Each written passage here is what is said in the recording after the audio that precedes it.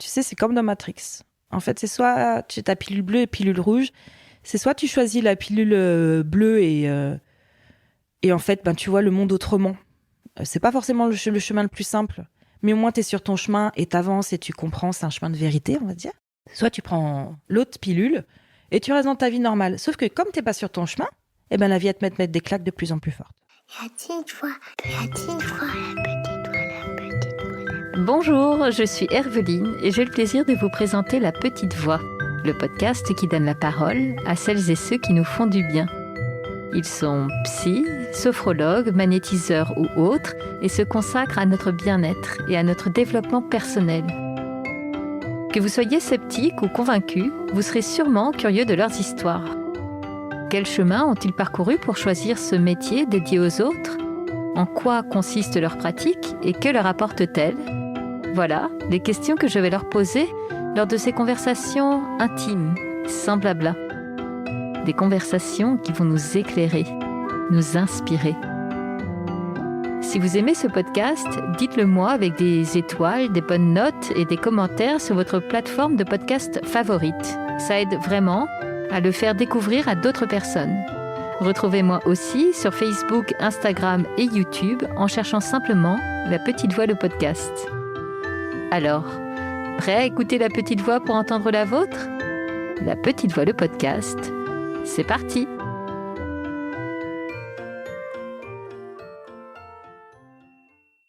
Qu'est-ce que ça fait quand on chemine dans la même direction depuis des années avec un ou une amie d'enfance ? Eh bien, c'est chouette. Et cela fait que je reçois aujourd'hui à mon micro Virginie Mathieu, mon amie d'enfance. Virginie n'est pas seulement une amie, elle est aussi coach. Pour moi et tous ses proches, cela nous a paru une évidence lorsqu'elle s'est lancée en 2018.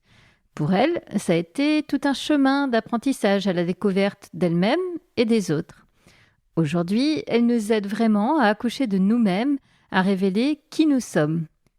Elle pratique, vous le comprendrez, un coaching avec un vrai supplément d'âme. Bienvenue dans un épisode profond et plein de bonne humeur. Bienvenue à la maison, rejoignez-nous sur le canapé. Virginie nous a préparé une bonne tisane. Avec Virginie, nous allons parler de donner du sens à son travail en œuvrant pour de bonnes causes, d'une date de naissance mystique, et elle va surtout bien se moquer de moi à la fin de cet épisode. Avant de vous laisser découvrir ce chouette épisode, je vous parle 2 secondes du programme que je lance et auquel Virginie participe. Ce programme s'adresse à vous si vous traversez une transition de vie pas très confortable et si vous vous posez 1000 questions sur le sens de la vie, sur vos envies.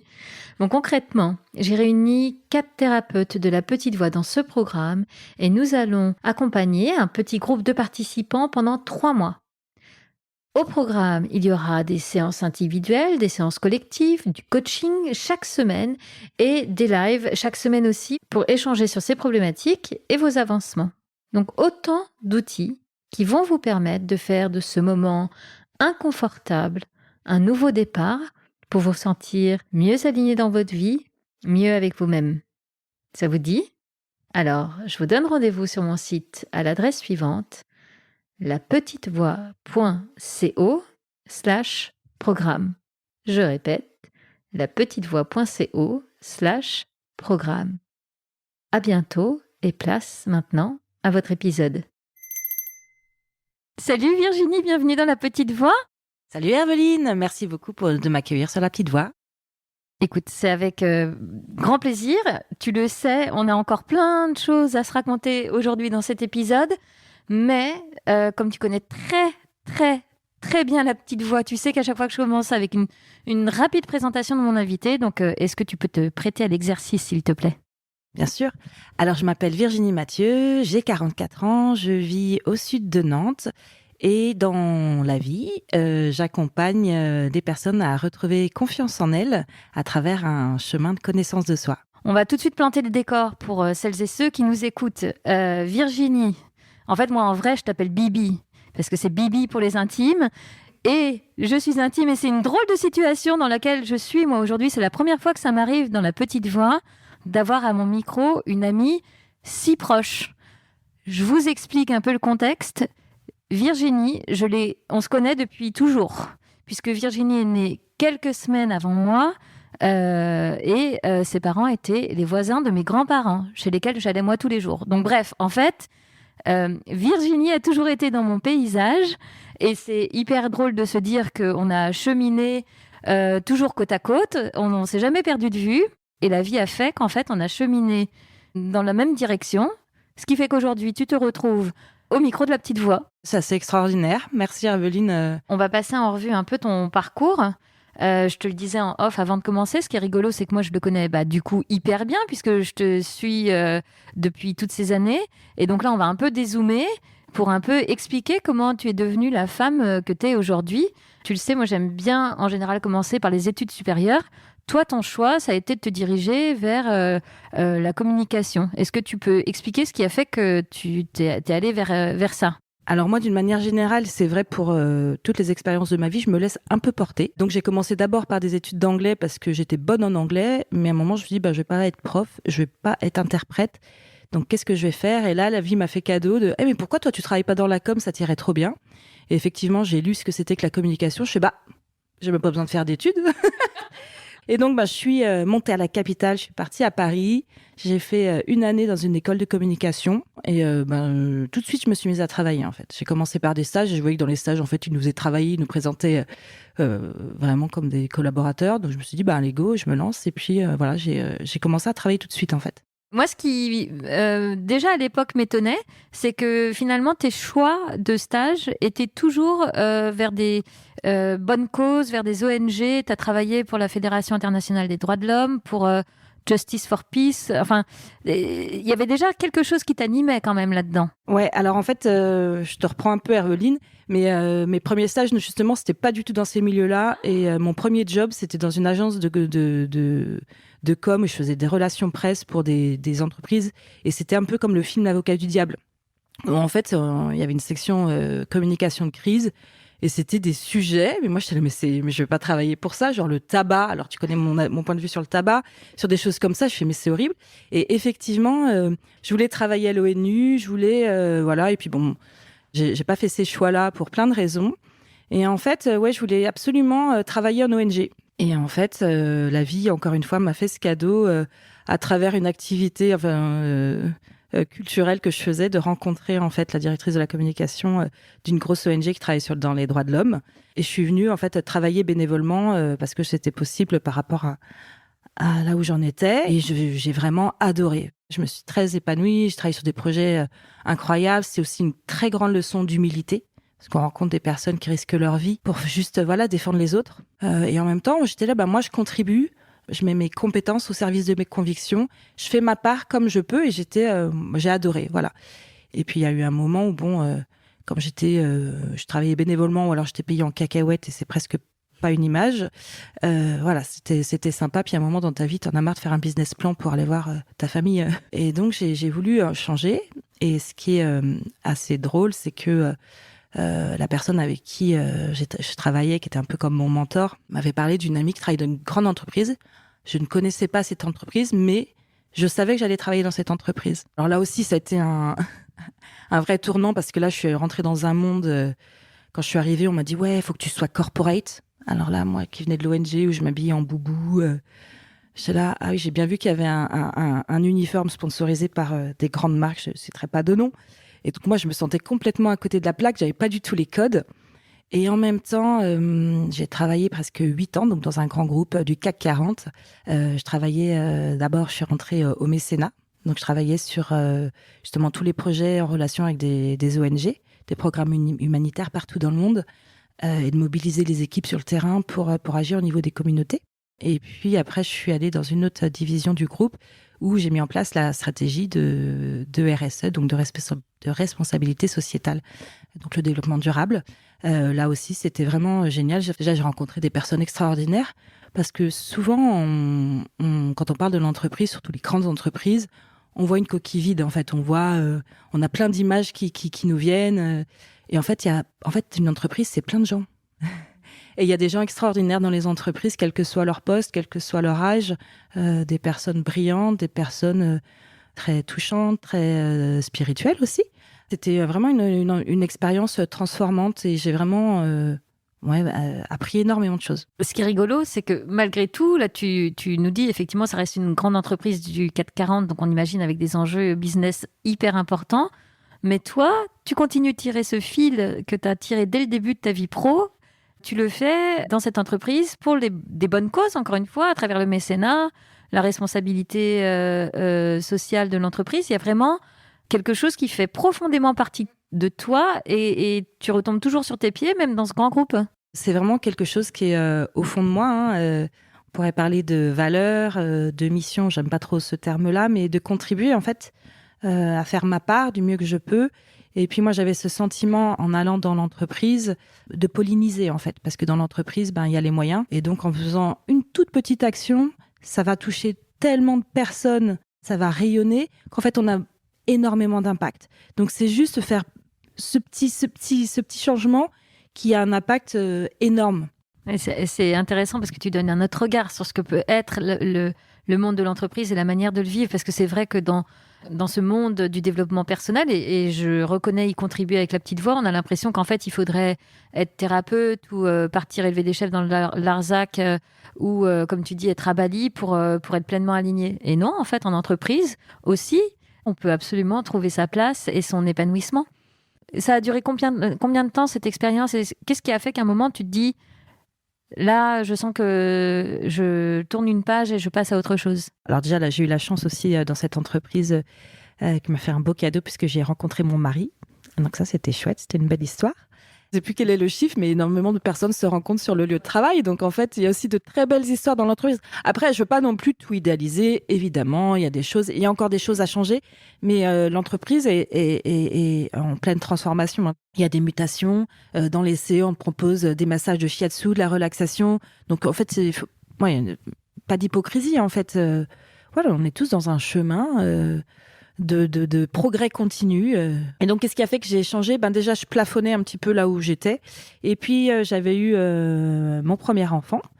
Et en fait, moi, être à Paris avec mon enfant, mon mari étant aussi de province, comme on dit, moi, je ne voyais pas mon enfant le sortir au parc comme tu sors ton chien. Moi, ça me rendait complètement dingue. Je ne voulais pas de cette vie-là, en fait. Et donc, je suis tombée enceinte de mon deuxième enfant. Je me suis inscrite à la maternité à Nantes. Et je dis, on a 9 mois pour partir. Et donc, en faisant ça, tu décides de faire un retour aux sources. Parce que aller vivre en province, c'est une chose. Tu aurais pu venir à Lyon, à Lille. Et en fait, non, tu dis, on rentre entre guillemets, à Nantes, c'est-à-dire là où tu es né, tu as grandi et là où est encore ta famille. On en avait pas mal discuté avec mon mari de là où on voulait atterrir. Et puis, en fait, comme ma grossesse et la naissance de ma fille avaient été assez compliquées, je préférais être avec des personnes que je connais pour être accompagnée. Et donc, voilà, on a fait le choix de revenir à Nantes. Effectivement, si on m'avait dit un jour que j'achèterais une maison à 10 minutes de chez mes parents, comme quoi, tout arrive. Et à mon avis, il n'y a pas de hasard. Donc, du coup, vous arrivez à Nantes. Et où en est ton projet professionnel ? Parce que là, tu as quitté ce groupe, mais qu'est-ce que... t'es dans quel état d'esprit à ce moment-là ? Tu vois, quand j'avais fait mon mail de départ, c'est le fameux mail pour dire merci, au revoir, voilà ce que je vais faire. Je leur ai dit finalement... je vais prendre du temps pour me consacrer au projet le plus durable de ma vie, c'est-à-dire ma famille. Donc c'était vraiment un choix. Je l'avais pas fait pour mon premier enfant, et en fait j'ai eu envie de prendre du temps pour nous installer, pour profiter de mes enfants. Et donc je me suis dit je profite pendant un petit temps, je me consacre à ma famille, et c'était chouette aussi puisqu'on était en train de s'installer. Mon mari avait son entreprise qui était encore jeune, donc il faisait beaucoup d'allers-retours à Paris. Donc c'était pour l'équilibre familial, c'était ça. J'avais vraiment envie de fonder une famille, pas juste faire des enfants. Donc m'investir aussi. Bon, alors après, dans la vraie vie, j'étais vraiment épuisée, parce que moi j'ai des enfants qui font leur nuit à 24 mois. Donc c'était quand même un moment très très fatigant.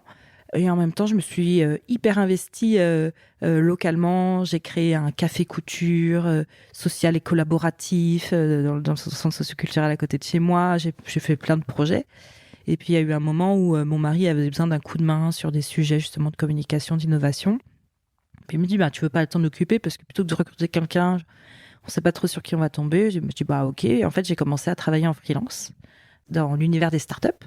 Donc là aussi, c'est un nouvel univers, entre guillemets, que j'ai commencé à découvrir. Ok, donc là, l'idée, c'est qu'en fait, tu t'es dit, j'adapte ma vie professionnelle à ma vie de famille. Parce que là, ta priorité, c'était créer ce nid douillet près de Nantes, profiter de tes enfants et prendre un peu de temps pour te reposer quand les nuits étaient difficiles.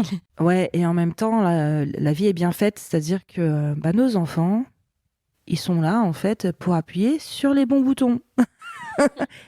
Donc, ça a été aussi un vrai chemin de connaissance de soi, parce que on a envie de faire bien, on a envie d'être dans la communication non violente. Voilà, on a plein comme ça de belles images. Et puis en fait, comme on n'a pas appris, eh ben, on se retrouve complètement démunis. Comment tu gères la fatigue? Comment tu essayes de faire différent? Donc moi, j'ai beaucoup exploré la parentalité. Ça, voilà, tout est sujet en fait à un chemin de conscience entre guillemets et de comprendre certaines choses, d'avancer tout simplement. Merci de préciser ça parce que ça, c'est une dimension hyper importante de toi qu'on a encore peu évoquée. Et pourtant, tu es dans une recherche de développement personnel, de connaissance de toi depuis longtemps.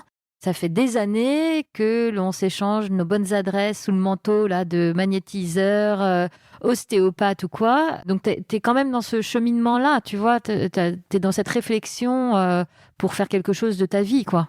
Complètement. En fait, en parallèle de toute ma vie professionnelle, il y a aussi pas mal d'expériences que j'ai vécues. Il y a une espèce de côté mystique par rapport à ma naissance, puisque je suis née à une date assez spéciale où c'est les mêmes chiffres. Donc, je suis née le 7/7/77, parce que vous ne pouvez pas faire le calcul pendant longtemps. Et donc, à l'époque, déjà, dans la presse, il y avait plein d'articles qui disaient « Ah, les enfants qui vont naître ce jour-là seront des enfants spéciaux, tatati, tatata ». Parce que pour les adeptes de numérologie, voilà, le 7, c'est le chiffre de la spiritualité. Donc, je suis née avec ce truc-là où on m'a toujours raconté ça. Bon, moi, ça me laissait un peu stoïque parce qu'en même temps, on n'était pas riches. Je faisais des fautes à ma dictée. Donc, ok, super. J'adore cette expression que j'ai appris il y a pas très longtemps, qui vient des peuples autochtones d'Amérique du Nord, qui est « si ça fait pas de pousser le maïs ». Bon, mignon, mais voilà. Donc, c'était un peu ça, en fait, toute ma vie. Ok, si ça fait pas pousser le maïs, c'est bien. Et donc, j'ai grandi un peu avec ce truc-là. Et puis, ma mère, ça lui est arrivé dans des moments difficiles de sa vie d'aller voir des voyants.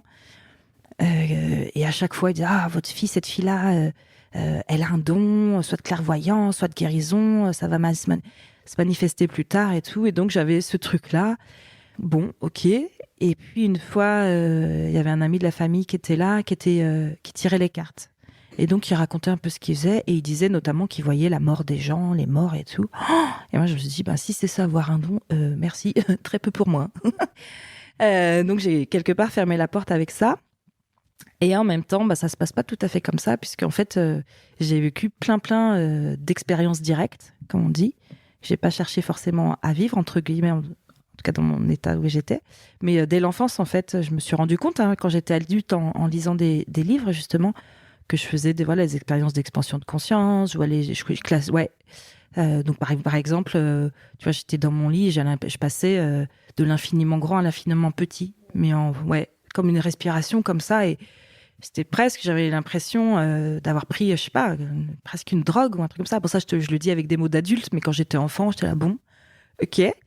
Et après, plus tard, il m'arrivait des choses un peu plus dingues, entre guillemets. Je crois que l'expérience la plus dingue que j'ai vécue, c'est une fois comme ça où j'étais au restaurant universitaire avec un ami et j'ai senti quelque chose rentrer en moi. J'avais du noir comme de la suie de l'intérieur du nez jusque dans la gorge et j'ai craché pendant 1 heure comme ça, une matière. Et en fait, j'ai un ami, je lui en parle, qui était un petit peu ouvert aussi sur ces sujets-là et qui me dit « Ah, ça me fait penser à La Ligne Verte, tu sais, le film là, qui venait de sortir en fait ». Et donc, je fais « Ah ouais, et tout, super ». Et comme par hasard, je tombe sur un article dans VSD qui parlait donc de Stephen King, puisque c'est tiré d'un livre de Stephen King, et qui disait qu'il s'était inspiré des chamans qui aspiraient les maladies et qui les recrachaient. J'étais pas encore active sur le chemin pour me poser toutes ces questions. Je disais, trop bizarre. Heureusement que la personne à qui j'étais était assez ouverte. Oui, bon, ok, mais so what, quoi.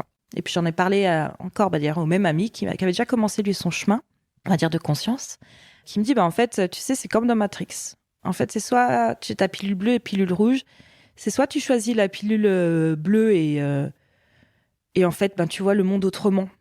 C'est pas forcément le chemin le plus simple, mais au moins tu es sur ton chemin et t'avances et tu comprends, c'est un chemin de vérité, on va dire. Soit tu prends l'autre pilule et tu restes dans ta vie normale. Sauf que comme t'es pas sur ton chemin, la vie va te mettre des claques de plus en plus fortes. Donc je fais, ah ouais, d'accord. Et il m'avait dit à l'époque, le jour où tu te sens prête, je connais quelqu'un qui peut t'aider sur ce chemin. Donc je fais, ok. Et puis il a fallu quand même que je touche le fond de la piscine. J'ai vécu une expérience assez difficile qui a duré un petit moment. Et j'avais commencé à lire en fait des livres un petit peu, on appelait ça les livres initiatiques à l'époque. Et j'étais en train de lire un livre qui s'appelle d'ailleurs La vie des maîtres, qui c'est en fait une équipe de scientifiques au début du 19e qui va en Orient pour attester scientifiquement des soi-disant miracles qu'accomplissaient les maîtres là-bas. Et donc je lis ça et j'étais vraiment au fond de la piscine et je me dis les gars, si vous êtes si forts que ça, faites un truc pour moi. Bon. Je t'épargne toutes les synchronicités qui ont fait qu'en 48 heures, je me suis retrouvée, en 24 heures, je me suis retrouvée au beau milieu d'un concert de musique soufie. Donc, le soufisme, c'est la voie ésotérique de l'islam, c'est la voie de l'amour. Et donc, en fait, j'ai vécu une extase, vraiment. Je suis sortie de mon corps, je pleurais, je tremblais, mais je pleurais pas de chagrin, je pleurais de beauté, de béatitude, d'amour. Enfin, j'ai ressenti vraiment... j'étais en transe en fait. Et donc je suis redescendue entre guillemets, je suis rentrée chez moi, j'ai repris mon livre, je suis merci les gars, je crois que j'ai compris. Et donc j'ai appelé mon ami, je dis je crois que c'est bon, je suis prête, donne-moi le numéro de la personne dont tu m'as parlé. Et donc ça c'était il y a 18 ans. Et donc j'ai fait un peu le point avec cette personne et je me rappelle la première chose que je dis, je dis je sais que je sais, mais je sais pas ce que je sais. En fait, c'est comme si j'avais plein de pièces de puzzle et puis avec l'expérience, j'en acquiers de plus en plus, mais j'ai pas l'image qui compose le truc. Donc tu fais ton puzzle, tu ramasses des bouts, mais tu sais pas exactement. Et j'ai commencé à comprendre certaines choses de plus en plus et puis d'avancer. C'est comme si on mettait un petit ange qui fait le ménage dans une maison. Le problème, c'est que quand il a fini de nettoyer une pièce, il y a potentiellement une nouvelle porte qui apparaît. Et donc voilà. Donc merci déjà de parler comme ça de ton chemin. En fait, ce qui est rigolo, c'est que moi, je l'ai vu, ce chemin de l'extérieur.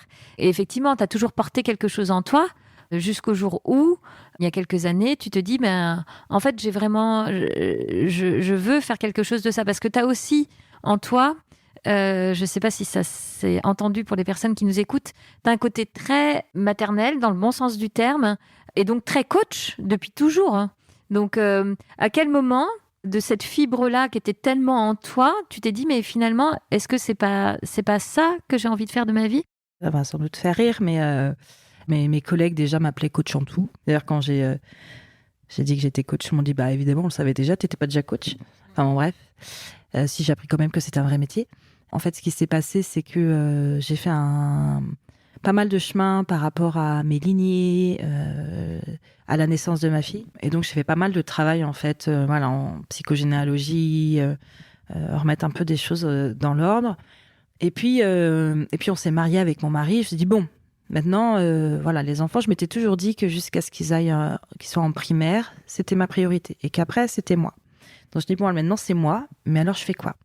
J'avais plein de personnes que j'avais rencontrées qui étaient déjà thérapeutes, qui me disaient, mais qu'est-ce que tu fais ? Mais qu'est-ce que t'attends ? Mais attends, t'as tout ça, tu fais rien. J'avais rencontré un chaman, ça m'attirait pas plus que ça. Et en fait, du coup, ce que j'ai fait, c'est que j'ai contacté une médium. Et donc, je voulais savoir si déjà tout le travail que j'avais fait par rapport à mes lignées, c'était OK, tout ça. Donc, j'avais listé toutes les questions que j'avais à lui poser. Et puis, mais volontairement, j'avais pas parlé de ma voie professionnelle. Je me suis dit, tiens, si ça se présente, c'est voilà. Et puis, donc, à un moment, elle me dit, mais vous faites quoi dans la vie, là ? Parce que... Donc, j'ai botté un peu en touche. Je dis, je travaille dans la communication, l'innovation. Elle me dit, non, mais vous n'êtes pas à votre place, vous pourriez faire tellement plus. Et là, elle me dit, si vous voulez, on fait une séance avec votre guide et on va voir. Et là, on fait une séance avec le guide. Et là, il me dit, coaching, ça vous parle, coaching ? Alors, j'ai éclaté de rire Parce que de la même façon que quand j'ai lu ce que c'était que la communication, quand j'ai lu ce que c'était que le coaching, il y a longtemps déjà, je m'étais complètement reconnue dans le profil. Et donc, je dis, ben oui, ça me parle. Et en fait, après, encore une fois, ça a été d'une synchronicité dingue. Et donc, j'ai fait une formation de coaching, mais c'est un coaching assez spécifique. Le coaching, ça va me permettre de donner un cadre, et un cadre suffisamment large pour que je puisse offrir, j'adore cette expression, tu sais que j'aime beaucoup nos cousins québécois, et ils ont vraiment des expressions géniales. Et ils parlent de médecine, en fait. Ta médecine, c'est vraiment ce que tu as à offrir au monde. On ne parle pas du tout de médecine, de médecin, je vous rassure. C'est vraiment ce truc-là que tu as à offrir au monde. On a tous notre médecine. Et donc, moi, c'était vraiment avoir un cadre suffisamment large pour offrir ma médecine. Donc, en 2018, je me forme à ce coaching qui est le coaching dit génératif. Pourquoi génératif ? Parce qu'en fait, grâce à la PNL, la programmation neurolinguistique, en fait, moi, j'aime bien dire ça comme ça. En fait, on baisse le volume du mental pour augmenter le volume de cet espace intérieur de créativité, pour en fait laisser émerger ce qu'il y a à cet endroit-là. Et donc, on lâche complètement le mental et on se fait souvent surprendre par ce qui vient de cet endroit-là. Et donc, on génère quelque chose de nouveau. C'est vraiment aussi le reflet ou la réponse à ce postulat d'Einstein qui dit qu'on ne résout pas un problème avec le même système de pensée qui a généré ce même problème. Donc, en fait, c'est... on va chercher une troisième voie. Et c'est ça que j'adore, c'est que, en fait, on se laisse complètement surprendre par ce qui vient. Te connaissant, c'est un coaching qui te ressemble. Et du coup, là, en 2018, c'est un peu, il y avait, dans les souvenirs que j'ai de nos conversations de l'époque, il y avait un peu ce moment où tu disais, bah, ok, j'assume en fait que c'est ce vers quoi je vais aller.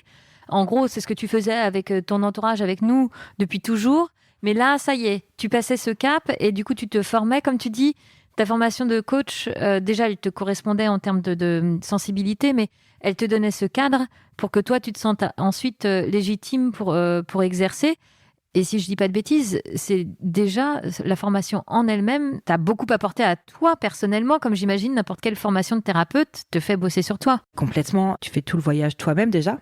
C'est un chemin de connaissance de soi. Donc la finalité, c'est vraiment de te déconditionner, d'enlever les couches pour être vraiment qui tu es. Pour reprendre en fait le pouvoir, de retrouver sa souveraineté comme on dit. Et donc ça m'a vraiment aussi aidé sécuriser pour pouvoir sécuriser les autres. Parce que de le faire avec ses amis, son entourage, bon, on le fait tous un peu avec tous, hein. Mais là, quand il y a des personnes qui viennent te voir, c'est une forme de responsabilité. Moi, j'avais pas envie de faire n'importe quoi. Et je veille vraiment à ce cadre, à cette sécurité. Et donc, j'ai appris énormément d'outils, de techniques, notamment des outils de PNL. C'est basé sur la systémie, hein. Tu sais, c'est une espèce de jeu de domino où tu bouges un élément du système, ça fait bouger tout le système. C'est pour ça que ça peut aller très vite avec ce type de coaching, parce que si on fait bouger ce qu'il y a à bouger, il y a tout le reste qui bouge. Tu vois, en t'écoutant, je me dis, tout à l'heure, je te disais que tu es très maternelle. Mais en fait, dans ta posture de coach, tu nous fais accoucher de nous. C'est vraiment, en tout cas parce que moi, j'ai la chance de faire parfois des séances avec toi. Et ben, c'est exactement comme ça que je le vis. Tu nous fais accoucher de nous-mêmes. Alors merci Herveline de me faire une super transition pour parler d'un de mes mentors entre guillemets qui est Socrate. Lui il parle de maïotique. Donc la maïotique, normalement c'est les sages-femmes. Et donc c'est l'art d'accoucher les âmes. C'est de lever le voile. Donc c'est ça en fait, c'est vraiment d'accoucher qui on est, avec beaucoup de douceur aussi, parce que ça prend plus ou moins de temps selon les personnes. Parfois on pense que ça va prendre du temps, puis pas du tout. Et à l'inverse, on se rend compte qu'on enlève une couche, puis il y en a encore une autre. C'est un peu comme un oignon. Moi j'aime bien, dans le coaching, moi je vois les personnes en fait comme un espèce d'oignon dans lequel il y a un grand diamant. Alors je dis bien diamant parce que en fait on n'est pas une seule chose. Un diamant ça a plein de facettes. Et on peut être plein de choses. C'est pas se déconditionner pour devenir autre chose, parce que c'est d'autres croyances, c'est d'autres conditionnements. C'est se dire, je peux être plein de choses et je choisis d'être qui j'ai envie d'être. Aujourd'hui, donc ça fait maintenant 4 ans que tu accompagnes des personnes. Dans ton accompagnement, finalement, est-ce qu'il y a une thématique qui revient régulièrement, ou est-ce que toi, il y a une thématique sur laquelle tu aimes plus travailler ? Comment ça se passe, cet accompagnement ? Je me suis rendu compte que finalement, le dénominateur commun des personnes que j'accompagne, c'est vraiment le sujet de la confiance en soi. Puisque finalement, quand on a confiance en soi, on a le pouvoir en fait. On a le pouvoir d'être qui on est, de faire des choix qui sont alignés. Encore faut-il savoir avec quoi on a envie de les aligner. Et donc, tout ça, ça se fait par ce chemin de connaissance de soi. Moi, je vois ça un peu comme un voyage. En fait, au début, on fixe justement le cap de ce voyage. Certains appelleraient ça un objectif. Moi, j'aime bien parler de cap. Et en même temps, on va aller voir un petit peu comment la personne s'est construite. C'est quoi le personnage qu'elle s'est construit avec toutes ses couches, avec tous ses conditionnants? Parce qu'on arrive tous, en fait, avec tous nos potentiels quand on est un tout bébé, tout frais, tout neuf. Mais on arrive dans une famille, dans un environnement. Toutes nos expériences, nos copains, nos copines, nos collègues, nos managers, nous façonnent, en fait, nous mettent des couches. Et donc, on se crée ce personnage. Et quand je suis en capacité d'observer ce personnage, eh bien, ce moi qui observe, ce n'est plus le personnage. Donc, qui c'est? On l'apprivoise, entre guillemets. On réussit à retrouver l'autorité. Et on reprend le pouvoir. C'est aussi ce qu'on appelle retrouver sa souveraineté. Et je choisis où je vais. Quand je dis oui, je dis pas oui pour faire plaisir. Quand je dis non, je dis pas non pour embêter la personne. C'est un vrai oui, c'est un vrai non. Et ça, c'est vraiment transformant. J'ai pas de projet pour la personne. Je sais jamais ce qu'on va faire pendant une séance. J'ai des idées, sans doute. Mais on fait aussi avec ce qui est vivant entre les séances parce que tout parle de soi. Chaque expérience, chaque dispute qu'on peut avoir avec une collègue ou avec son manager vient parler de nos filtres, de notre carte du monde, de ça parle de nous en fait. Et donc ça, on s'en sert. On va apprendre encore des choses et encore laisser déposer une couche. Cet accompagnement-là que tu fais à nous révéler de nous-mêmes, tu l'adaptes aussi dans ce monde que tu as connu, du coup, en entreprise. Et c'est hyper intéressant de voir, encore une fois, quelle humanité tu amènes à l'entreprise et comment tu peux faire vivre les équipes à travers le coaching. Oui, j'interviens en entreprise, alors soit pour accompagner des personnes en individuel. Là, c'est un peu les mêmes sujets parce que vie perso, vie pro, en fait, c'est la vie. Hein. Et on se réaligne encore une fois sur qui on est et comment on peut être qui on est dans son travail. Et puis, il y a aussi le coaching d'équipe et ça, vraiment, j'adore puisque j'accompagne des équipes sur différents sujets. Mais encore une fois, j'ai vraiment pris le temps d'analyser un petit peu. Et pareil, le dénominateur commun, c'est la confiance. Et comment on crée de la confiance? C'est justement en sachant mieux qui on est dans l'entreprise. C'est vraiment passer de l'individu au service du collectif. C'est comment, en passant par chaque membre de l'équipe, en le reconnectant à ses forces, à ce qu'il a vraiment en lui, comment ça vient nourrir le projet de l'entreprise. Encore une fois, je vais prendre une métaphore qui nous vient des peuples autochtones d'Amérique du Nord, c'est que dans une tribu, on n'a pas besoin d'être tous chasseurs, en fait. On a besoin des chasseurs, mais on a besoin de la personne qui fait la cuisine, de la personne qui va transmettre la culture, de la personne qui va coudre, de celle qui va s'occuper des enfants. On a chacun notre place. C'est aussi d'identifier ça et donc de connecter aux valeurs et d'avancer comme ça. Et là, ça réaligne en fait toute l'équipe au projet de l'entreprise, aux valeurs, voilà.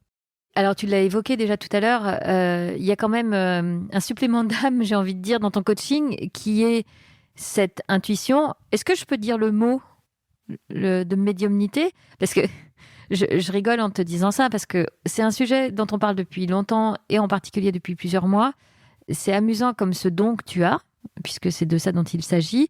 Ça a été difficile de l'amener... Ça n'a pas été difficile, si je comprends bien, de l'amener dans ta pratique, mais en tout cas de l'assumer, de le dire haut et fort, alors que c'est pleinement là, et tant mieux, parce que ça participe vraiment à ton accompagnement. Ouais, alors Herveline, on peut le dire, ça y est, j'ai fait mon coming out spirituel, comme on dit. Hein. Oui, alors médiumnité, encore une fois, pour moi, c'est pas une fin en soi, c'est une capacité, et c'est une capacité qu'on a tous. Moi, je vois ça un peu comme le bouton Wi-Fi. On l'a tous. Alors, il y a des personnes qui naissent avec le bouton allumé avec 5 barres. Ils captent hyper bien.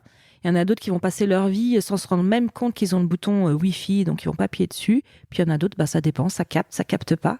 Ouais, c'est une part d'intuition. En fait, ça a été tout un chemin pour l'assumer, puisque en fait, comme je disais un petit peu tout à l'heure, j'ai beaucoup banalisé en fait. Donc voilà, je me suis rendu compte notamment quand je parle avec d'autres personnes et que je leur raconte un peu toutes les expériences incroyables qui me sont arrivées, qui disent mais attends, quand même, voilà, les personnes elles sont assez interloquées. Moi, je dis oh bon, et les personnes, j'ai même des amis qui sont un peu moqués de moi, disent oui t'as raison, c'est tout le monde qui fait ça. Donc j'avais du mal à l'assumer et en même temps, souvent en démarrant un coaching. Est-ce que je me suis posé la question de comment j'en parle, puisque je peux pas non plus demander aux gens d'être qui ils sont si moi-même je suis pas qui je suis.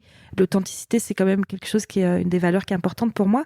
Et souvent, en début d'accompagnement, c'est ce que je dis. Je dis, voilà, moi je suis formée au coaching.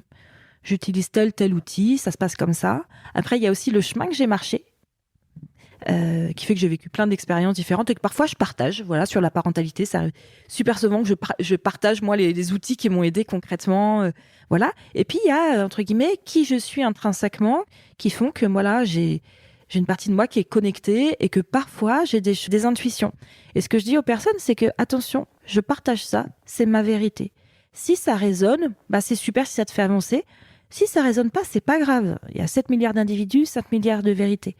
Depuis 4 ans, en général, ça sonne juste, donc c'est ce qui m'a aussi donné confiance. Je t'écoute, je te connais bien, très bien. Et en fait, je me dis, j'ai l'impression que là, tu arrives à une étape de ta vie et de ton profil de coach où tu as rassemblé toutes les pièces du puzzle. Et tu vois, il y a une espèce ça y est, tout est là, complet, posé. Et t'es pleinement... En fait, t'as fait le travail sur toi que tu fais avec tes coachés, quoi. Et donc, t'es vraiment pleinement maintenant dans ta posture et dans ton métier de coach, quoi. Alors, j'aimerais bien dire que je suis déjà arrivée au bout du chemin. Je pense que j'ai encore... voilà. Je marche pas encore. Moi, j'aime bien dire tant que je marche pas sur l'eau, c'est qu'il y a encore un peu de boulot. Donc, j'ai pas essayé récemment, mais voilà. J'avais aussi besoin de me confronter aussi à l'accompagnement. Parce qu'il y a une différence entre connaître et savoir. Et la connaissance, on la transmute en savoir via l'expérience. Et donc, voilà, c'est en accompagnant des personnes, en me rendant compte qu'en m'autorisant, entre guillemets, à me faire confiance, en trouvant la bonne façon aussi de transmettre cette partie-là, et en fait de me rendre compte que ça se passait très bien, et même parfois, ça aidait vraiment les personnes, en fait. Le changement, c'est pas forcément un changement à 360. Parfois, c'est juste un petit réalignement, un petit pas de côté qui fait qu'au lieu de marcher à côté de sa vie, on marche son chemin. Et là, tout est parfait. Voilà, le sens, c'est quand même ça, de marcher notre chemin et pas celui des autres ou ce qu'on attend de nous. Bon, Virginie, je te refais pas l'histoire. Tu connais par cœur comment se déroulent les entretiens de la petite voix. Tu sais qu'on en vient aux questions rituelles. Tiens, tu sais quoi, je te laisse te les poser puisque tu connais par cœur. On va voir si tu les fais dans le bon ordre. Je fais la question à la réponse ou... Alors Virginie, est-ce que tu as un livre à recommander J'ai bien dit ou pas? Ah, je suis presque déçue. Non, elle a oublié la question essentielle. Ah là là, bon elle va se faire saquer à la fin de l'épisode. Voilà, Virginie, est-ce que tu écoutes ta petite voix? Non, pas du tout. Bien sûr que j'écoute ma petite voix d'ailleurs. J'ai parfois cru qu'on était plusieurs dans ma tête, mais non, j'écoute toujours ma petite voix. Je pense que j'ai pas mal développé dans l'épisode, mais oui, moi, ma petite voix, parfois, comme tout le monde, j'ai mon mental qui part en brousse, et patati et patata. Moi aussi, j'ai peur. Moi aussi, parfois, je me raconte des histoires.